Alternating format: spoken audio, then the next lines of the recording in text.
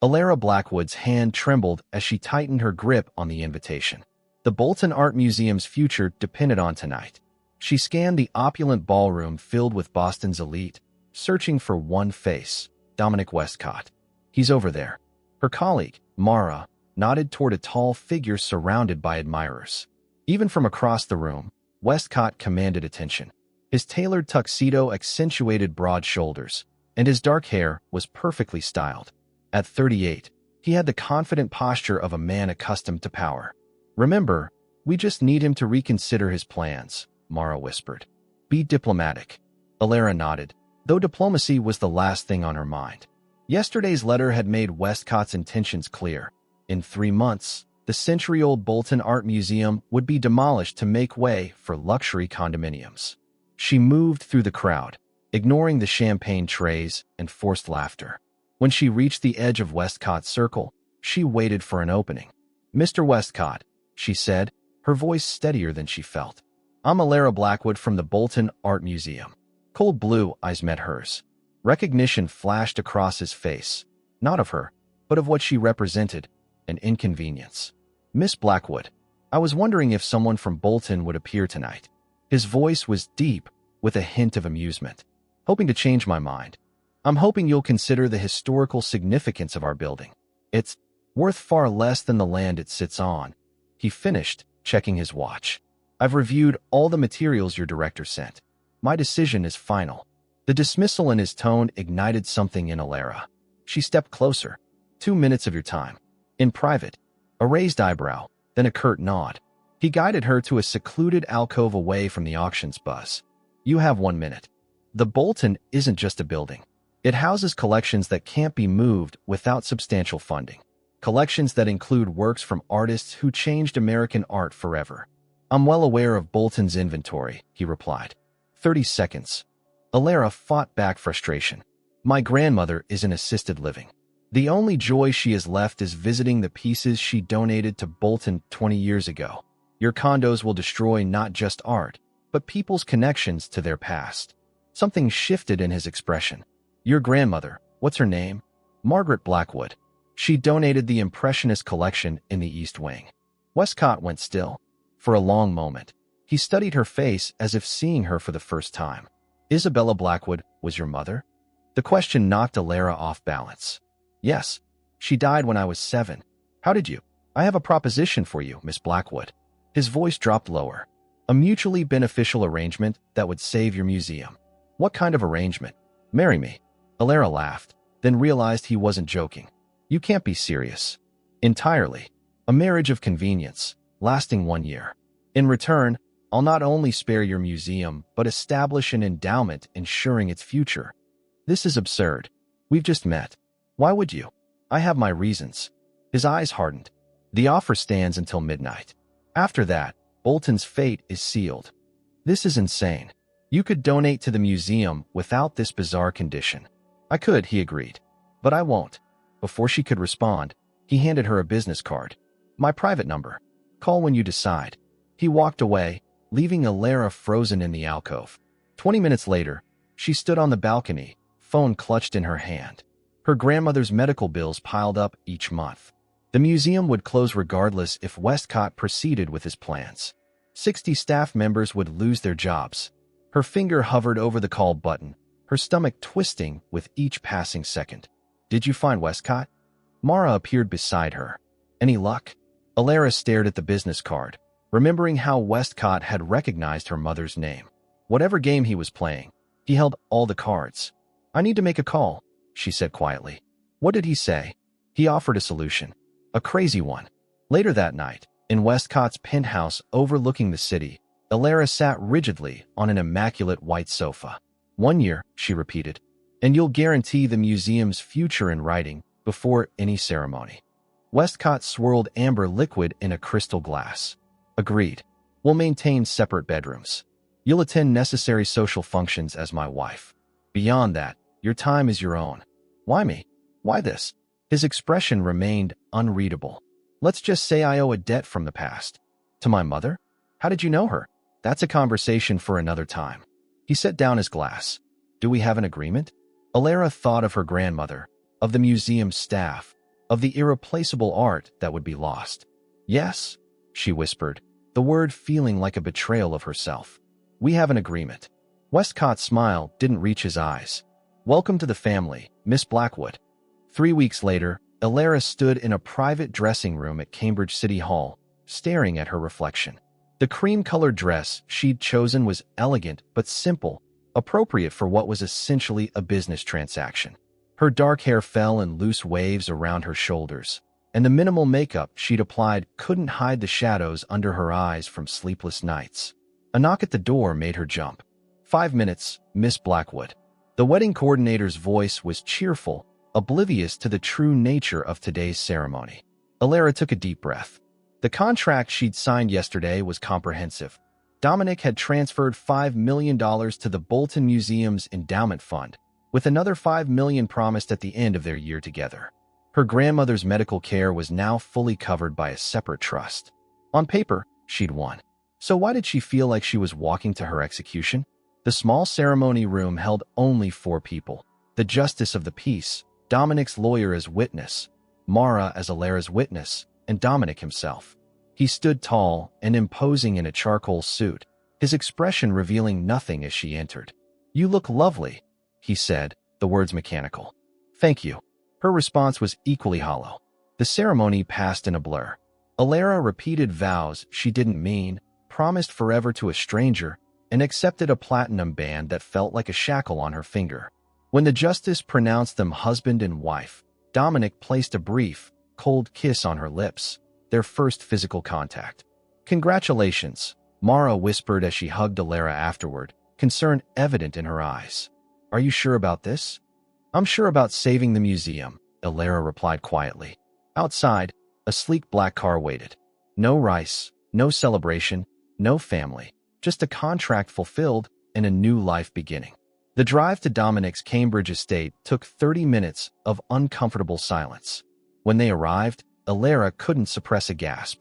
The Westcott mansion was a sprawling Victorian masterpiece, set back from the road behind wrought iron gates. This house has been in my family for 4 generations, Dominic said as they pulled into the circular driveway. You'll have the east wing to yourself. Inside, a middle-aged woman greeted them warmly. Welcome home, Mr. Westcott. And Mrs. Westcott, it's a pleasure to meet you. Mrs. Reynolds is our housekeeper, Dominic explained. She'll show you to your rooms. Rooms, plural?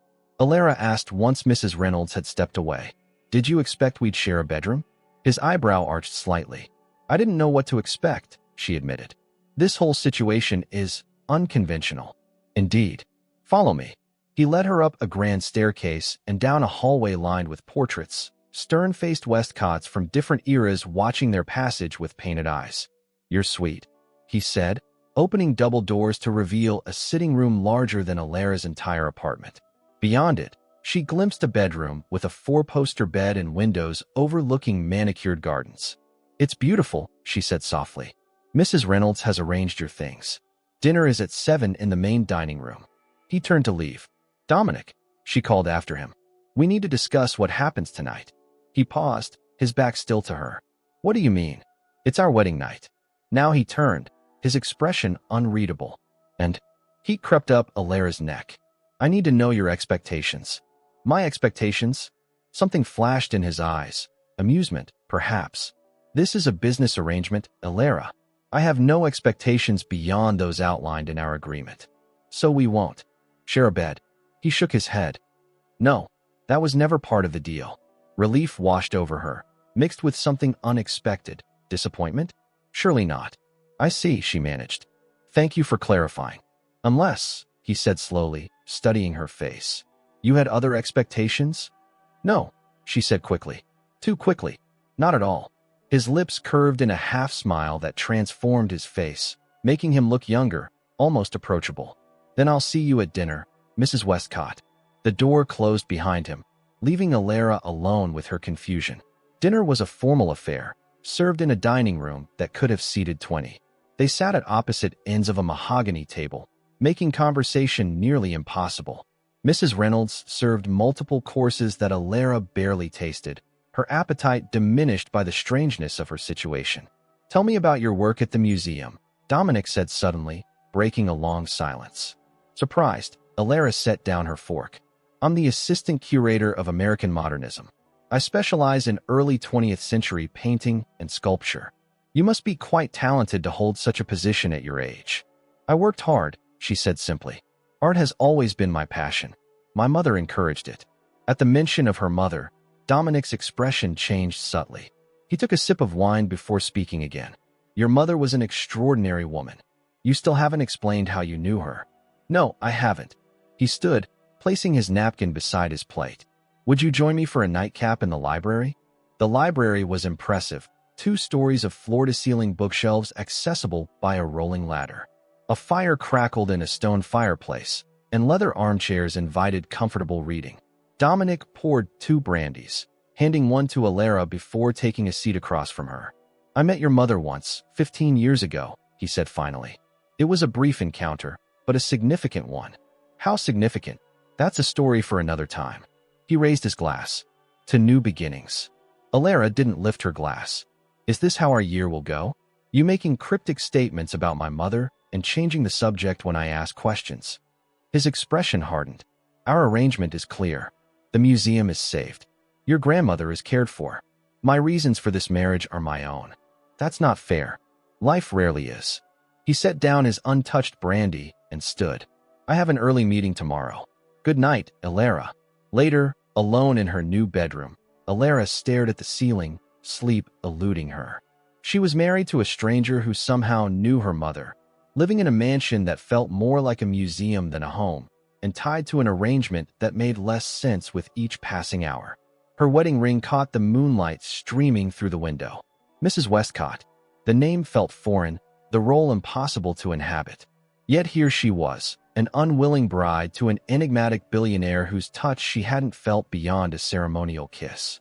A kiss that, despite its brevity, had left her wondering what a real kiss from Dominic Westcott might feel like. This thought, more than any other, kept her awake until dawn. 2 weeks into her marriage, Alara had established a routine. Mornings were spent in her wing of the mansion, reviewing museum documents remotely. Afternoons often found her exploring the extensive grounds or the mansion's many rooms. Evenings meant formal dinners with Dominic when he was home. Most nights, he wasn't. Tonight marked the 3rd consecutive evening he'd been absent. Alara sat alone at the dining table, pushing salmon around her plate. Mrs. Reynolds, does my husband often work this late? She asked when the housekeeper came to clear her barely touched meal. Mr. Westcott keeps unusual hours, Mrs. Reynolds replied carefully. Has been that way since I started here 5 years ago. And before that, the housekeeper's expression softened. I believe he was much the same, though the late Mr. and Mrs. Westcott Sr. kept more regular schedules when they were alive. This was the first Alara had heard of Dominic's parents. When did they pass? Just over 15 years ago. Terrible accident. Mrs. Reynolds crossed herself. If you'll excuse me, I need to prepare the kitchen for tomorrow. 15 years ago, around when Dominic claimed to have met her mother. The coincidence seemed significant, but Alara had no way to confirm her suspicions with Dominic perpetually unavailable. After dinner, restlessness drove her to explore the mansion's west wing, Dominic's territory. Unlike her wing with its lighter decor, his side featured darker woods, leather furnishings, and a distinctly masculine aesthetic. A door at the end of the hallway caught her attention. Unlike the others standing open, this one was firmly closed. Curiosity overcame propriety. She tried the handle. Locked. Looking for something? Alara whirled around, heart pounding. Dominic stood a few feet away, his tie loosened, eyes narrowed. I was just exploring, she managed, embarrassment heating her cheeks. I didn't expect you home tonight. Clearly, his gaze flicked to the locked door. That room is private. I'm sorry. She stepped away from the door. What's in there? Things that don't concern you. His tone softened slightly at her wounded expression. Not everything in this house is yours to explore, Alara. Nothing in this house is mine, she countered. I'm just passing through, remember? Something flashed in his eyes. Regret, perhaps? But his voice remained controlled. How was your day? Fine. I reviewed the new exhibition plans for the Bolton. Thanks to your endowment, we're expanding the American Modernism section. He nodded and moved past her down the hallway. I'm glad to hear it. Dominic, she called after him. Mrs. Reynolds mentioned your parents died 15 years ago. He stopped walking but didn't turn. She shouldn't discuss my family with you. Was that when you met my mother? Alara pressed. Did it have something to do with their deaths? His shoulders tensed visibly. It's late. I have work to finish. Before she could respond, he disappeared around a corner. The next morning, Alara woke to find a note under her door. Charity gala tomorrow night. Wear something formal. Car will pick you up at 7. No signature, no pleasantries. Typical Dominic communication. She sighed, realizing this would be their first public appearance as husband and wife. That afternoon, searching for a book in the library, Alara climbed the rolling ladder to reach the upper shelves. As she stretched for a volume, her hand dislodged something behind the books. A photograph fluttered to the floor. She descended quickly and retrieved it. The image showed a much younger Dominic in a hospital bed, pale and thin. Beside him sat a woman in a white coat.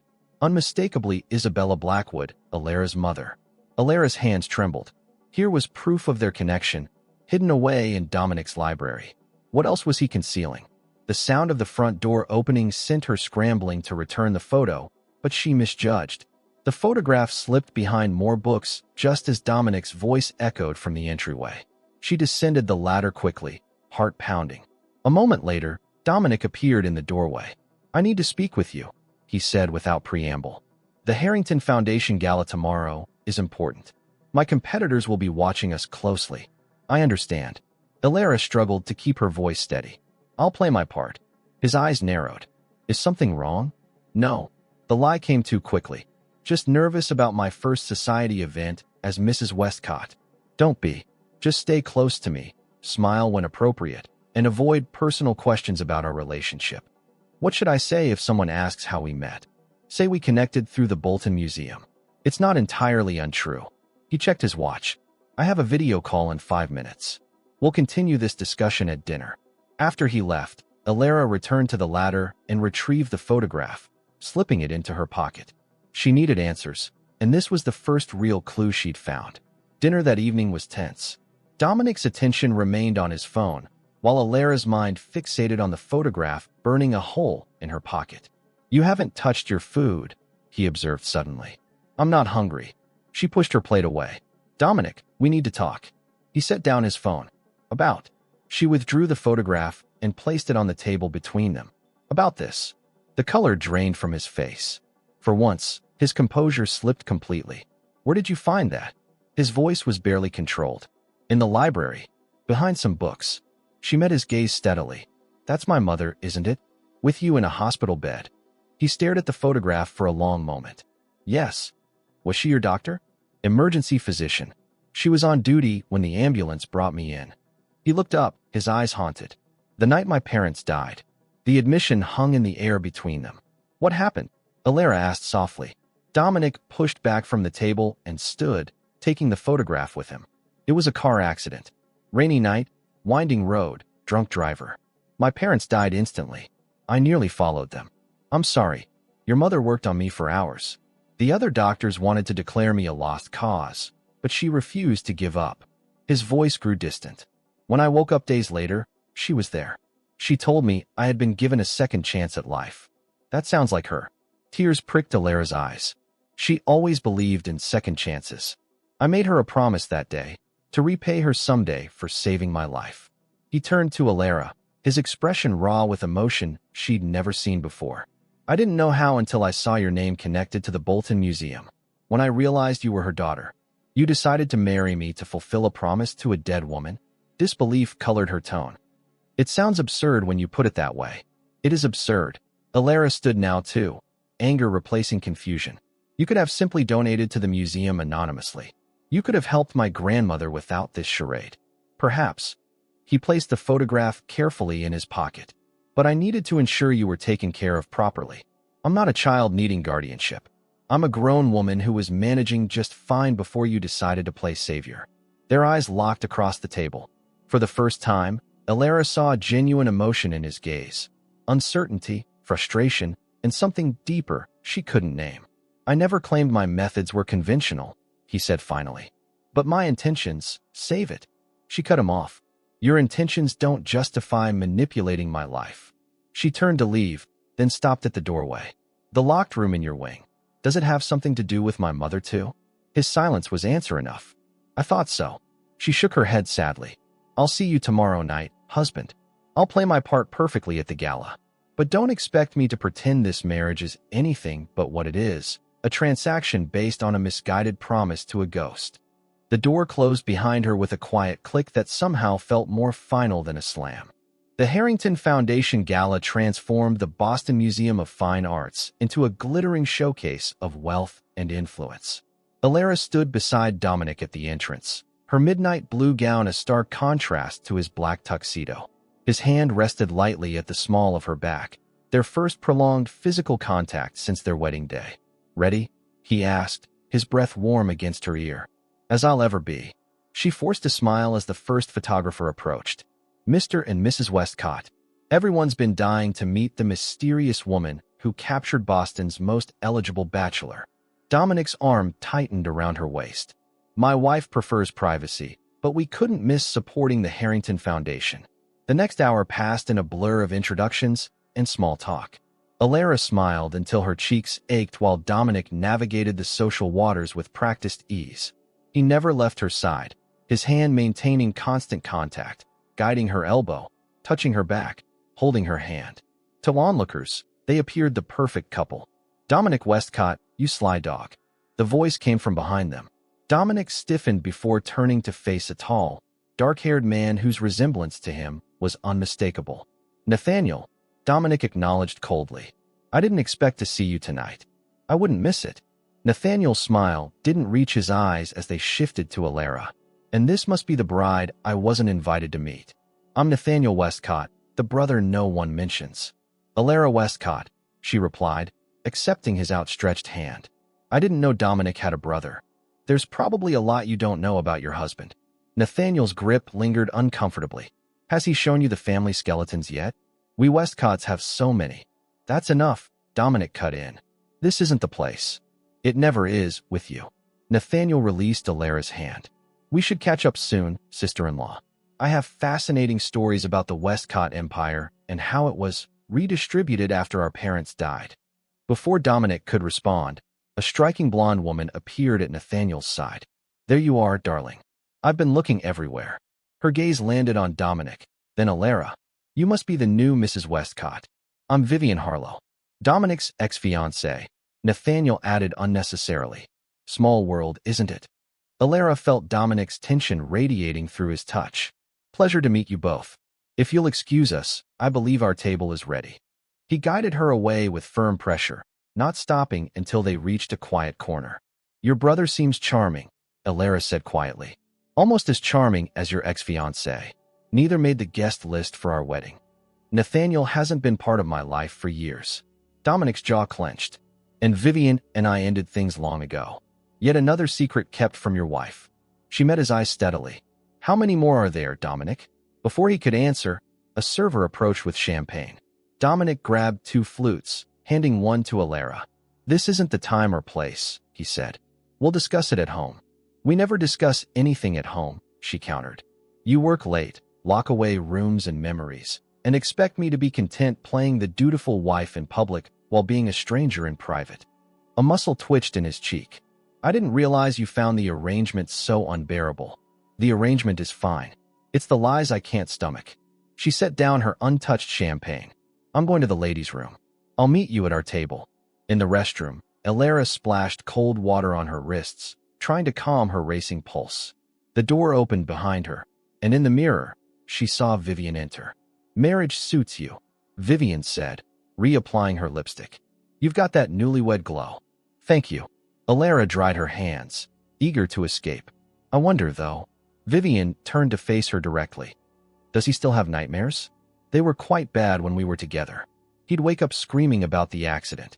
Alara froze. What accident? Vivian's smile was predatory. Oh dear.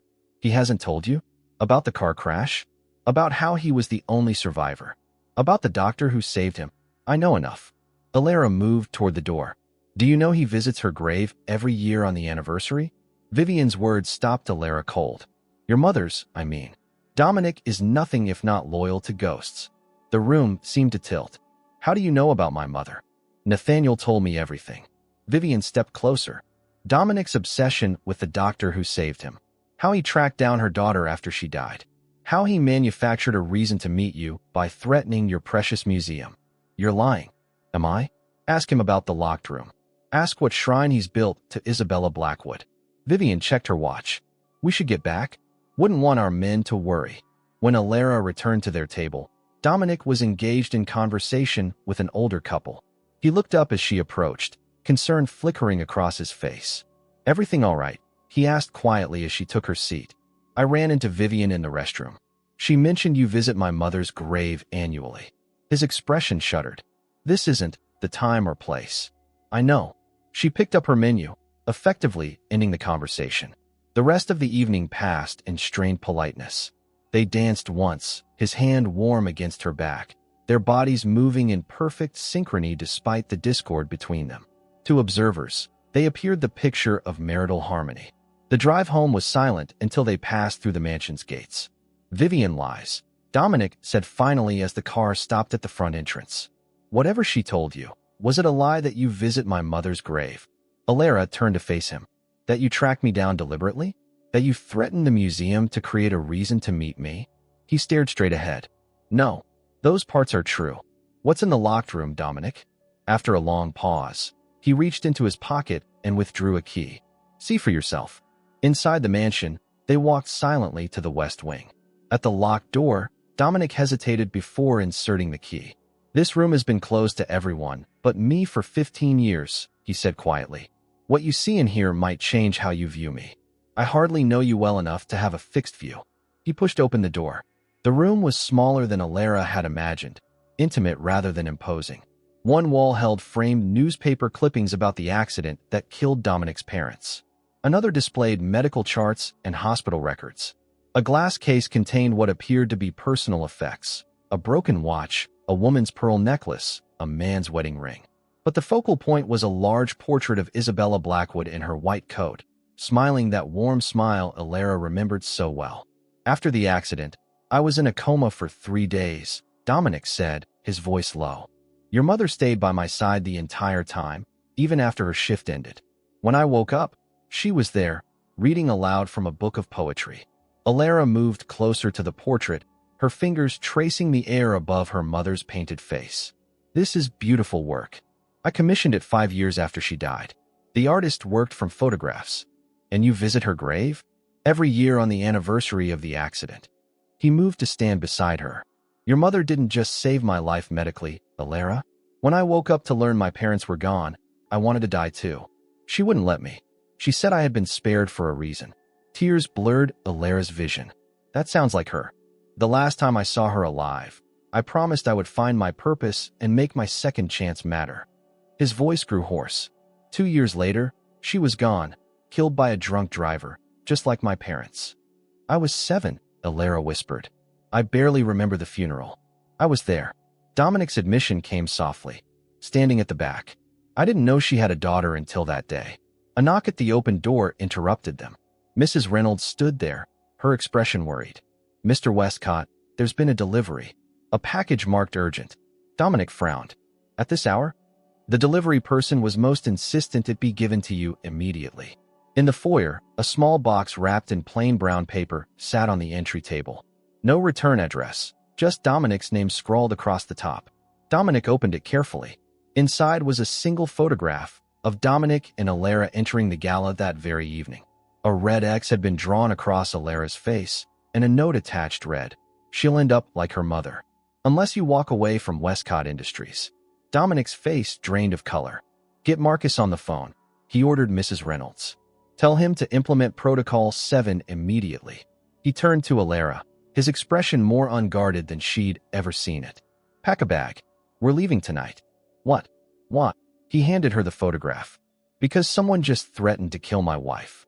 Dominic's Lake Winnipesaukee estate stood secluded among pine trees, its vast windows reflecting the morning light across the water.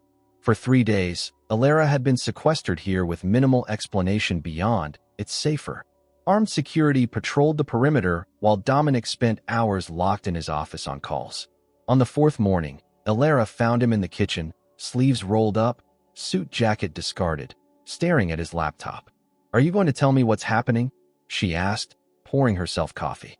"Or am I expected to remain in the dark indefinitely?" Dominic closed his laptop. "Marcus is investigating the threat. Until we identify its source, you're safer away from Boston. And you?" She noticed the dark circles under his eyes. "When did you last sleep?" "I'm fine." He rubbed his face. "How are you holding up?" The question, the first time he'd asked about her well-being since their arrival, caught her off guard. "I'm worried," she admitted. "Not just about the threat, but about what it means. She'll end up like her mother." "That's oddly specific, Dominic." "I know." His voice grew hard, which suggests this isn't random. "Whoever sent it knows about your mother, about her connection to me.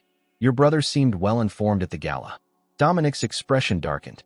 "Nathaniel lost his right to the Westcott name years ago." "Why? What happened between you?" He stood abruptly. "I have a video conference in 5 minutes. We'll continue this later." Later never came. By evening, Dominic had left for Boston, leaving Alara with security guards and a terse note. "Business emergency. Stay put. Back tomorrow." Frustrated and restless, Alara explored the house, eventually discovering a small library. Unlike the formal collection at the Cambridge mansion, these shelves held well-worn paperbacks, dog-eared classics, and childhood favorites. She ran her fingers along the spines, stopping at a familiar title, The Secret Garden, her mother's favorite. Opening it, she found an inscription inside. "To Dominic, may you find your own secret garden of healing. Isabella Blackwood, M.D." Alara sank into a nearby chair, the book clutched to her chest. Her mother had given Dominic a book, a personal gift. The gesture spoke of a connection deeper than doctor and patient. Her phone buzzed with a text from Mara. "Check your email. Urgent." The email contained only a link to Boston's most popular gossip site. There, splashed across the screen, were photos of Dominic and Vivian entering a hotel together, his hand on the small of her back, the same protective gesture he'd used with Alara at the gala. The timestamp showed yesterday evening, hours after he'd left the lake house. The headline was explicit: "Westcott returns to ex, newlywed wife already old news?" Nausea rose in Alara's throat. She slammed the laptop closed, images burning behind her eyelids. Her phone rang. "Dominic, I assume you've seen it," he said without preamble when she answered. "The pictures of you and your ex entering a hotel?" "Yes, I've seen them." Her voice was surprisingly steady. "Quite the business emergency." "Alara, don't bother explaining. Our arrangement didn't include fidelity. This isn't what it appears to be." "It appears to be exactly what it is," she cut him off. "You abandoned me in a remote location while you rendezvoused with your ex-fiancé. What's unclear about that?" "I can't discuss this over the phone." His voice lowered. "Security concerns, spare me. When will you return so I can leave?" A pause. "Tomorrow morning." "But Alara, you can't go back to Cambridge. It isn't safe." "I'm not staying here while you..." She couldn't finish the sentence. "I'm going back to my apartment. That's the first place they'll look." Frustration edged his tone. "Please, just wait until I get there. Let me explain in person." The line went dead before she could respond. Sleep eluded her that night. Every time she closed her eyes, she saw Dominic's hand on Vivian's back, guiding her through hotel doors. The betrayal stung more than it should for a marriage built on convenience rather than love. By morning, her hurt had hardened into resolve. She packed her bag and called a taxi from the local service. "Mrs. Westcott, I can't let you leave," the head of security informed her politely but firmly when she reached the front door. "Mr. Westcott's orders." "I'm not a prisoner," she replied. "Either you drive me to the train station, or I call the police to report being held against my will." 20 minutes later, she sat in the back of a security vehicle headed for Concord. From there, she could catch a train to Boston and then disappear for a while. Not to her apartment. Dominic was right about that being obvious, but somewhere he wouldn't think to look. Her phone buzzed repeatedly during the journey. She ignored Dominic's calls and texts, focusing instead on her escape plan. By afternoon, she was checked into a small hotel in Cambridge under her maiden name, paid for with cash withdrawn before disposing of her credit cards. The hotel room television droned in the background as she tried to sort through her thoughts. A breaking news alert caught her attention. Tech mogul Dominic Westcott narrowly escaped injury today when his car exploded outside Westcott Industries headquarters.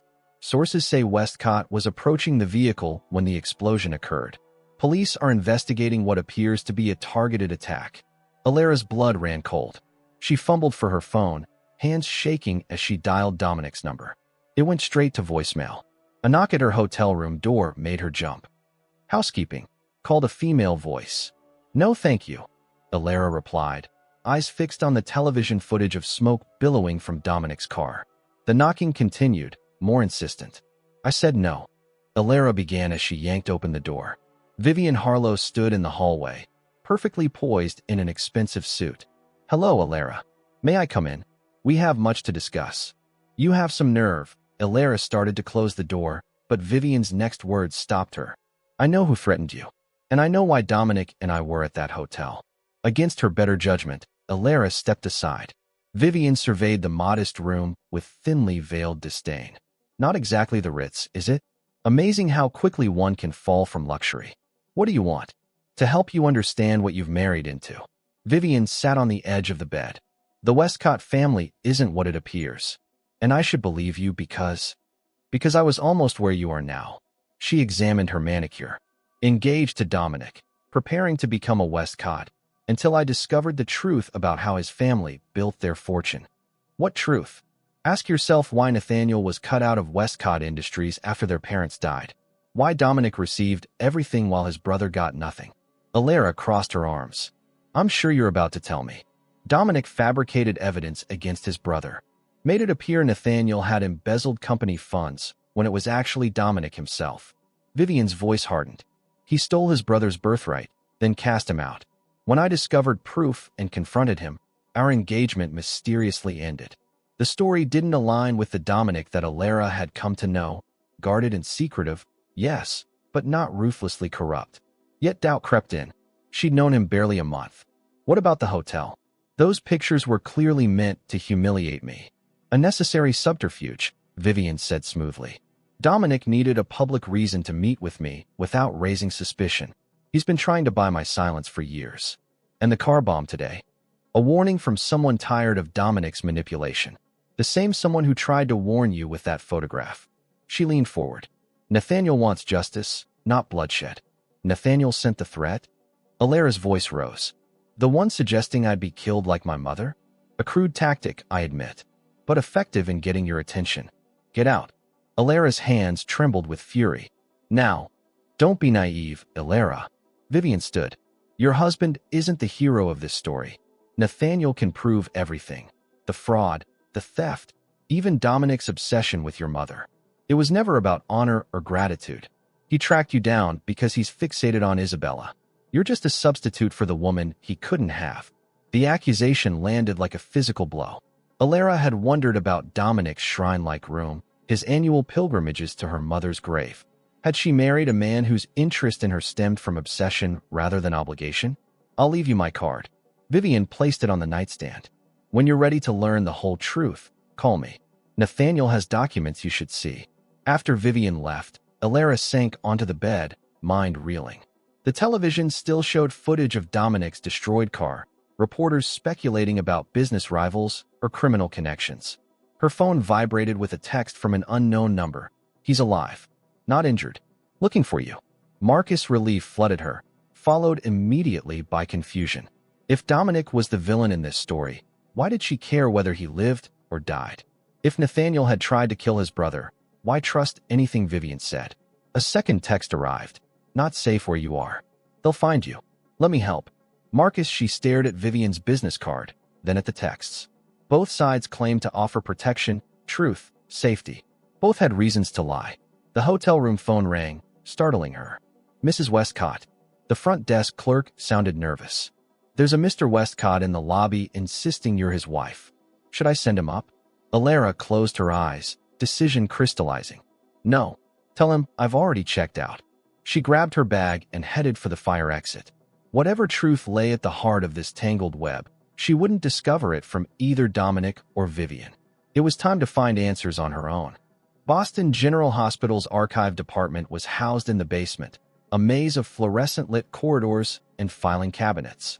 Alara approached the reception desk, heart pounding. "I'm Dr. Isabella Blackwood's daughter," she told the elderly clerk. I'm researching a family matter and need to see my mother's employment records. The clerk's eyes softened. Isabella was beloved here. Such a tragedy, her accident. She lowered her voice. Technically, you need administration approval, but for Isabella's daughter. She slid a visitor badge across the counter. Room B, 14. Records from that period are still physical. 2 hours, maximum. Thank you. In the records room, Alara searched through files organized by year. She located the box labeled Emergency Department 2010, the year of the Westcott accident. 3 hours later, she sat surrounded by papers, piecing together the story. The night of the accident, 3 patients arrived: Richard Westcott, DOA, Eleanor Westcott, DOA, and Dominic Westcott, critical condition. The attending physician was Isabella Blackwood. The medical notes confirmed Dominic's account: multiple surgeries, induced coma, slim chances of survival.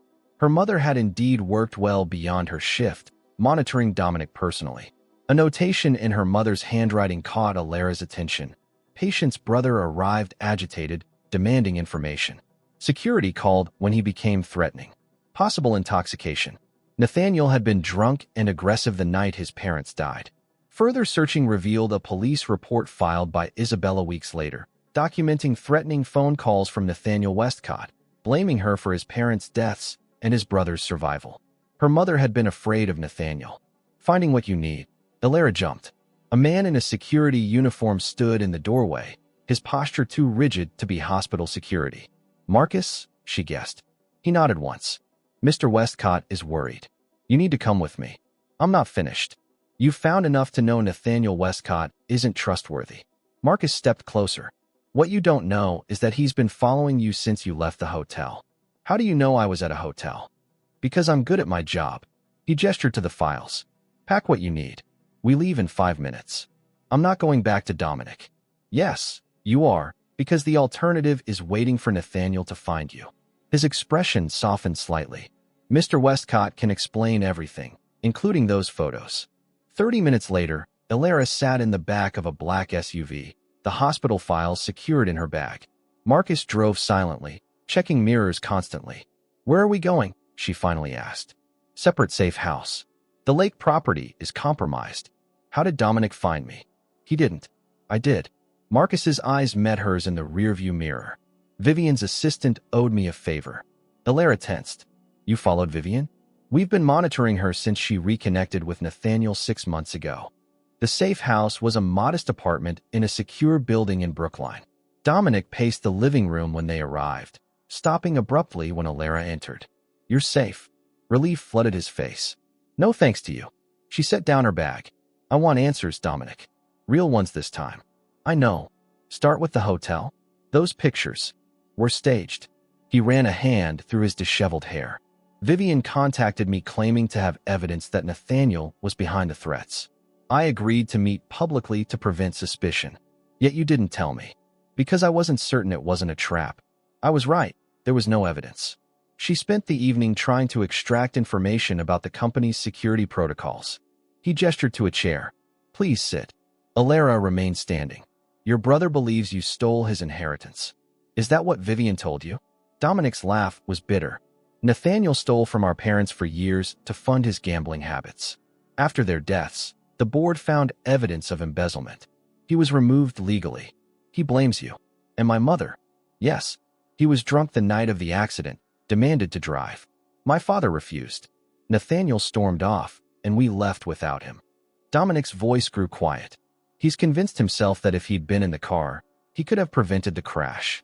Instead, he transferred that guilt into blame.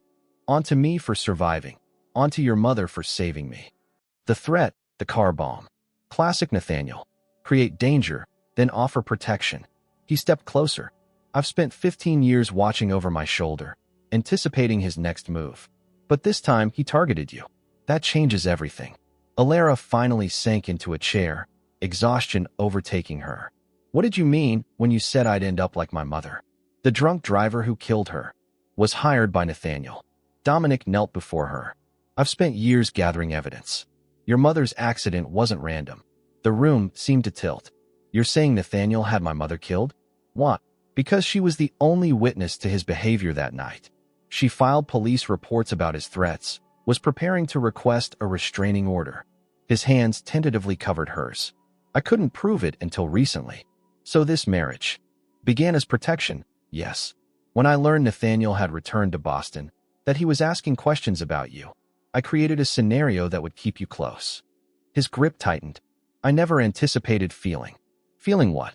Their eyes met, the air between them charged with unspoken emotion. A sharp knock interrupted the moment. Marcus entered, expression grim. We have a problem. Nathaniel's gone public with accusations against Westcott Industries. The stock is plummeting, and he's named Mrs. Westcott in his statement, claiming she has evidence of corporate fraud. What evidence? Alara asked. The evidence he planted on you at the hospital. Dominic stood. What exactly did you take from those archives? Alara emptied her bag on the coffee table. Hospital records scattered across the surface, along with a sealed manila envelope she didn't recognize. This isn't mine, she said, picking it up cautiously. Dominic took it, examining the seal. Don't open it. It could be anything from falsified documents to something worse. Marcus produced a small device and ran it over the envelope. No explosives, but there's some kind of electronic component inside. Tracking device, Dominic concluded. That's how they followed you from the hotel. Vivian must have planted it while in your room. Alara sank into the sofa. So I led them straight here. It doesn't matter. Dominic pulled out his phone. We need to address Nathaniel's accusations immediately. He dialed, putting the call on speaker. Diane, draft an emergency press release. Nathaniel Westcott has gone public with false allegations. Standard protocol, full denial. Remind everyone of his previous issues. Already working on it, his PR director responded. But sir, he's appearing on Channel 5 in 20 minutes with documents he claims prove everything. He specifically mentioned your wife has additional evidence. We'll handle it. Dominic ended the call, turning to Alara. We need to get ahead of this. What exactly is he accusing you of? Likely the same story he's been peddling for years, that I framed him for embezzlement, that I somehow caused our parents' accident, that I bribed officials to cover it up. Dominic paced the small living room. The new twist is dragging you into it, claiming you found proof in your mother's records. Alara reviewed the hospital documents she'd collected. There's nothing incriminating here, just medical reports and… She stopped, lifting a paper. Wait, this police report has been altered. The statement my mother gave mentions Nathaniel being drunk, but someone's crossed it out and written distraught. Dominic examined the document. This isn't your mother's handwriting. Marcus, secure these files. Then escort Mrs. Westcott to the media center. We're going to counter Nathaniel's narrative directly. I'm not going on television, Alara protested. You won't have to speak. Your presence beside me is enough to discredit his claim that you've turned against me. He held her gaze. I'm asking for your trust, Alara. One last time. The Westcott Media Center occupied the top floor of a nondescript office building. By the time they arrived, Nathaniel's interview was playing on monitors throughout the room. And these documents clearly show that immediately following our parents' deaths, Dominic systematically falsified company records, Nathaniel was saying, holding up papers for the camera. He created evidence of embezzlement against me while secretly transferring millions offshore. The interviewer looked appropriately shocked. These are serious allegations, Mr. Westcott. Your brother has maintained for years that you were removed from the company due to legitimate concerns about financial impropriety. A convenient story, Nathaniel sneered. One that fell apart when Dr. Isabella Blackwood began questioning the official accident report. She was silenced, and now my brother has married her daughter in what can only be described as a twisted attempt to control any evidence she might discover. Alara felt ill. He's using my mother's death as a weapon. Dominic's jaw tightened. Always has been. A woman in a sharp suit approached. We're ready whenever you are, Mr. Westcott. Same network, live rebuttal. Give us 5 minutes, Dominic replied, guiding Alara to a private office. Once alone, he turned to her. Whatever happens next, I need you to know the truth. All of it. I'm listening. I didn't just track you down because of a promise to your mother. I've been protecting you from Nathaniel for years, ever since he began showing interest in you after discovering our connection. What do you mean, showing interest? 3 years ago, he attempted to offer you a job at his shell company. Last year, he tried to purchase the Bolton Museum building. Each time, I intervened quietly. Dominic's expression was pained. When he returned to Boston and began investigating your mother's accident again, I knew he would eventually target you directly. So you married me to keep me close. Initially, yes. But Alara, he stepped closer. Somewhere between our arrangement and now, everything changed. A knock interrupted them. 30 seconds, Mr. Westcott. In the broadcast studio, Dominic sat beside Alara, his expression composed as cameras went live. Mr. Westcott, your brother has made serious allegations regarding your business practices and even suggested your marriage to Alara Blackwood is some kind of cover-up. Your response: my brother has battled mental health and addiction issues for years, Dominic replied evenly. These fantasies about corporate conspiracy are symptomatic of his decline. As for my marriage, he reached for Alara's hand. It is personal and genuine. He specifically mentioned documents that Mrs. Westcott discovered in her mother's records. My wife has indeed been researching her mother's connection to our family, Dominic acknowledged. What she found actually confirms what I've long suspected, that Nathaniel's behavior the night of our parents' accident was erratic and threatening. Dr. Blackwood documented his intimidation in hospital records. The interviewer leaned forward. Are you suggesting your brother was somehow responsible for the accident? I'm stating facts. Nathaniel was intoxicated that night and demanded to drive. When our father refused, he threatened the family. Hours later, our parents were dead. Dominic's voice remained steady. As for Dr. Blackwood's subsequent death in a similar car accident, the timing was suspicious enough that I've privately investigated for years. That's quite an accusation. One I can now prove. Dominic produced a flash drive. This contains financial records showing Nathaniel paid the driver who killed Isabella Blackwood. I've already forwarded this evidence to the district attorney. As the interview continued, Alara sat stunned, the pieces falling into place. Her mother's death, Dominic's years of silent guardianship, the sudden courtship, all connected by Nathaniel's vendetta. Outside the studio afterward, Dominic received an urgent call. His expression darkened. Nathaniel's disappeared, he told Alara. And he's left a message. This ends where it began. He's going to the accident site. Rain pounded the windshield as Dominic drove along the winding coastal road. Alara sat beside him, tension radiating between them. The same storm that had claimed his parents' lives 15 years ago seemed to have returned for this final confrontation. You should have stayed behind, Dominic said, knuckles white on the steering wheel. Nathaniel is unpredictable, especially now that he's cornered. This involves my mother. I deserve to be here. Alara gazed at the angry waves crashing against the cliffs below. What do you think he's planning? Nothing rational. Dominic slowed as they approached a curve. This is where it happened. The guardrail was weaker then. Their car went straight through, down to the rocks. Headlights appeared in the distance. A single vehicle parked at the curve's edge, hazards blinking in the downpour. That's Nathaniel's car, Dominic said, pulling over at a safe distance. Stay here. No. Alara caught his arm. We do this together. Rain soaked them instantly as they left the car. The wind howled, nearly drowning out Dominic's words as he called his brother's name.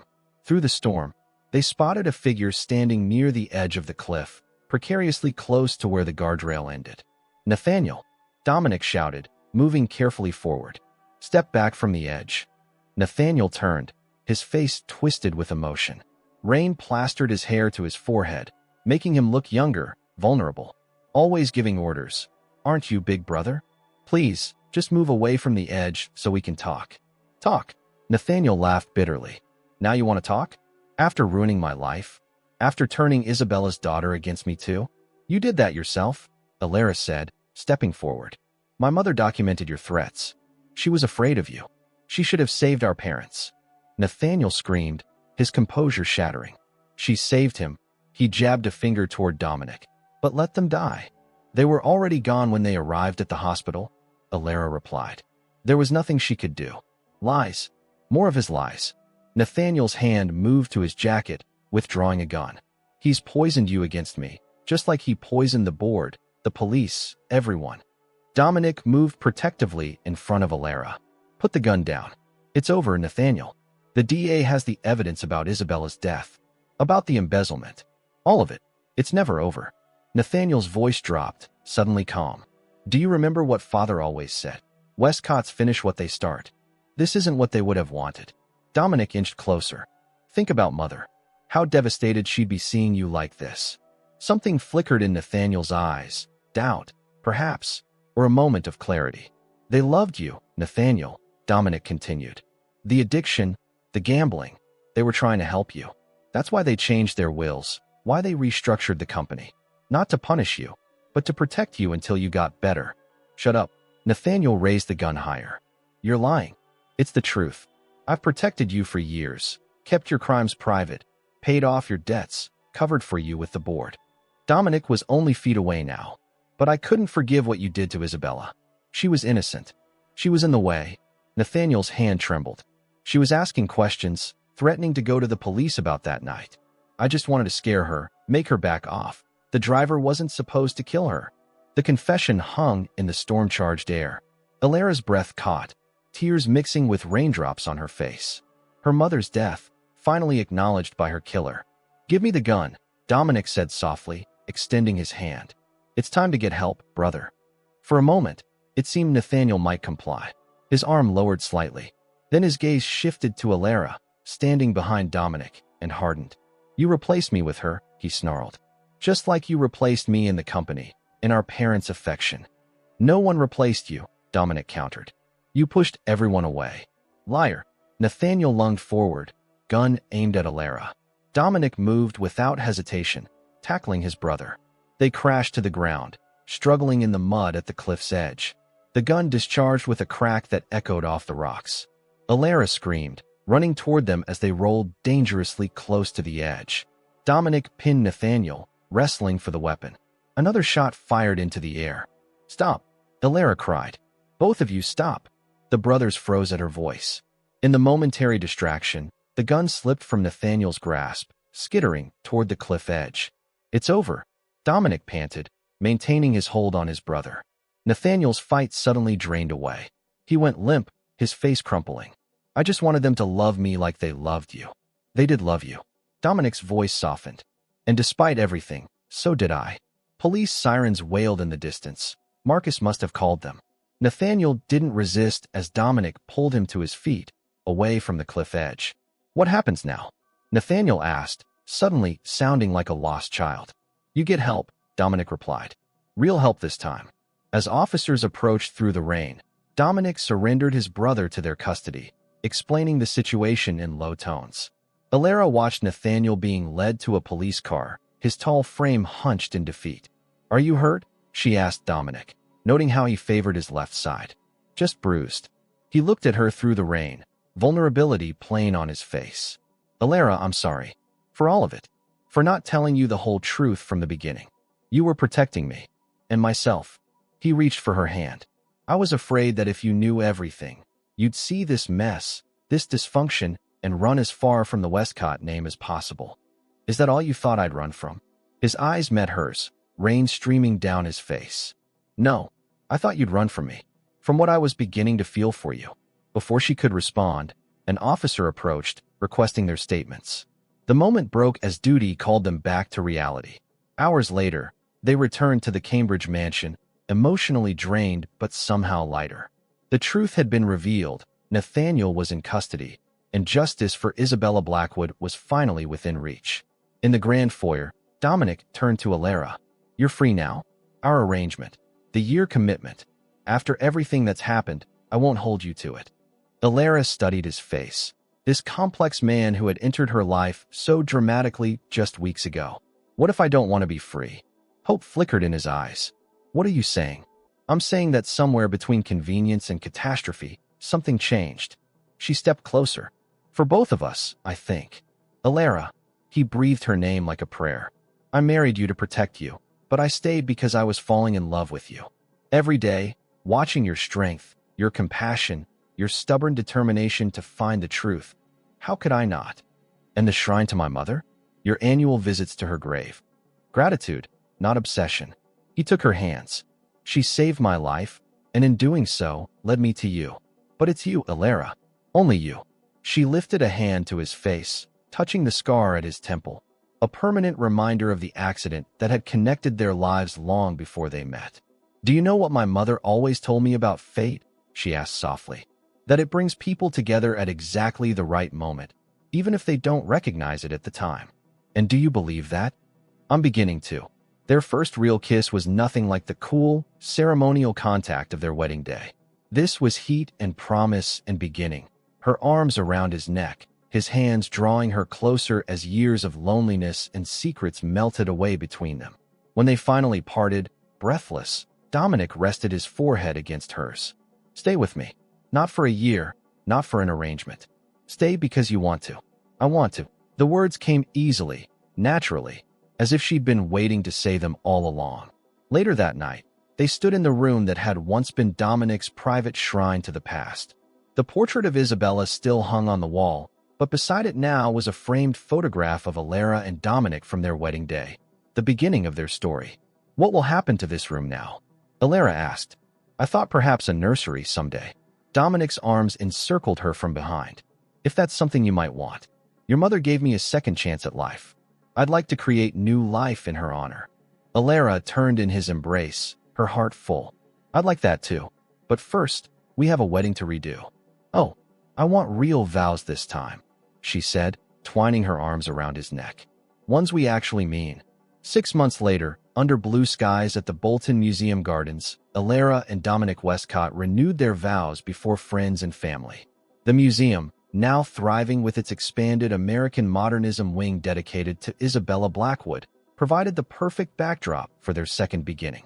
As they spoke promises that came from their hearts rather than legal documents, Alara couldn't help but reflect on the extraordinary path that had brought them together, a path marked by loss and secrets, but ultimately leading to redemption and love. You were an unexpected chapter in my life, Dominic said as he slipped a new ring onto her finger, one that became the whole story. Later, as they danced beneath twinkling lights in the museum garden, Alara rested her head against her husband's chest, feeling his heartbeat, the heart her mother had saved, the heart that now belonged fully to her. Happy, he murmured against her hair. She smiled, thinking of the pregnancy test she'd taken that morning, the positive results she planned to share with him tonight. A new life, a new beginning, the final transformation of a marriage of convenience into a union of profound love. More than I ever thought possible, she answered, and rose on tiptoes to kiss the man who had started as her reluctant groom and become her soulmate. As night fell over Boston, the Westcott mansion stood bright against the darkness, its windows glowing with warmth. No more locked rooms, no more secrets, only the promise of a future built on truth and love.